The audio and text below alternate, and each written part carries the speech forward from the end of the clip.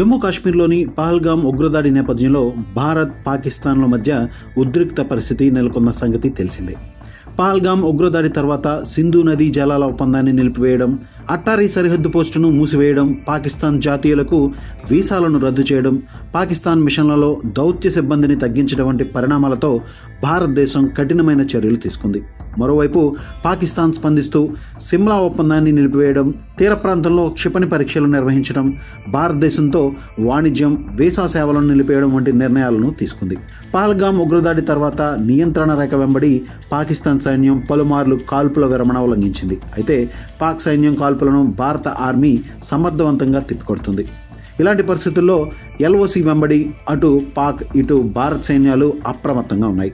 అయితే ఇలాంటి పరిస్థితుల నేపథ్యంలో పాకిస్తాన్, భారతదేశాల మధ్య సైనిక బలాబలాల్లో ఏ పాటి వ్యత్యాసం ఉందో ఇప్పుడు తెలుసుకుందాం.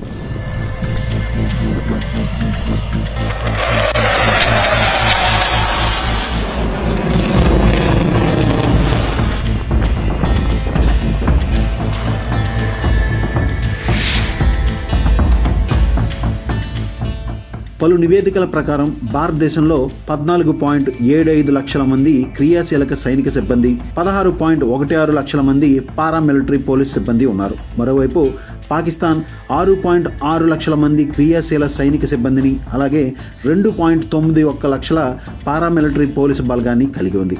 అయితే భారత సైనిక సిబ్బంది సంఖ్యలో పాక్ సైనిక సిబ్బంది సగం కంటే తక్కువగా ఉంది.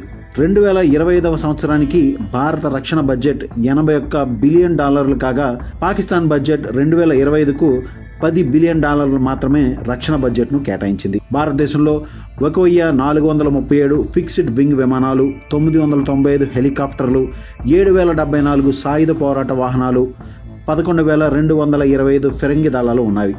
మరోవైపు పాకిస్తాన్ 812 ఫిక్స్డ్ వింగ్ విమానాలు, 332 హెలికాప్టర్లు, 6,137 ఏఎఫ్వీలు, 4,619 ఫిరంగి దళాలను కలిగి ఉంది.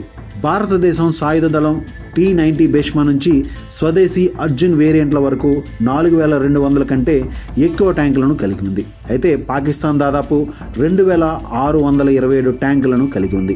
పాకిస్తాన్ వద్ద సైనిక శిక్షణ విమానాలు 565గా ఉన్నాయి. అదే సమయంలో భారత్ వద్ద మాత్రం 351 మాత్రమే ఉన్నాయి. భారత నావికా దళం 293 నౌకలతో ఉంది. ఇది ప్రపంచవ్యాప్తంగా 6వ స్థానంలో ఉంది. ఇందులో 2 విమాన వాహన నౌకలు, INS విక్రమాదిత్య, INS విక్రాంత్, 13 డిస్ట్రాయర్లు, 18 జలాంతర్గాములు ఉన్నాయి. ఇవి భారతదేశ ప్రాంతీయ జలాలను మించి శక్తిని ప్రదర్శించడానికి వీలు కల్పిస్తాయి.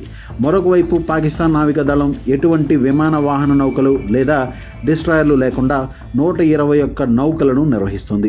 8 జలాంతర్గాలను కలిగి ఉంది. అరేబియా సముద్రం వెంబడి దాని పరిమితి కార్యాచరణ పరిధి కలిగి ఉంది. 2 దేశాలు వివిధ రకాల క్షిపణులను కలిగి ఉన్నాయి. భారతదేశం అగ్ని వీక్షిపణి 5,200 కిలోమీటర్ల కంటే ఎక్కువ పరిధిని కలిగి ఉంది. పాకిస్తాన్ అత్యంత పొడవైన శ్రేణి క్షిపణి షాహీన్ 3 దాదాపు 2,750 కిలోమీటర్ల పరిధిని కలిగి ఉంది. చైనా, బెలారస్ నుంచి సాంకేతిక మద్దతుతో దాని పరిధిని 3,000 కిలోమీటర్లకు మించి విస్తరించడానికి ప్రయత్నాలు జరుగుతున్నాయని నివేదికలు సూచిస్తున్నాయి.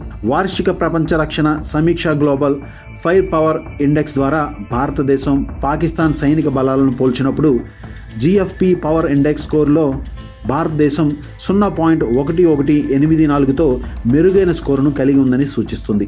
ఈ సూచిక ప్రకారం పవర్ ఇండెక్స్ స్కోరు సైనిక బల ర్యాంకింగ్లో భారతదేశం 145 దేశాలలో 4వ స్థానంలో ఉంది. అయితే అదే సమయంలో పాకిస్తాన్ 0.2513 పవర్ ఇండెక్స్ స్కోరును కలిగి ఉంది.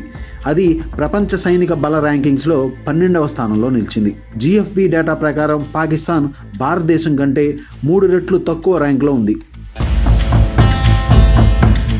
మా వీడియో మీకు నచ్చినట్లయితే please like, share and subscribe.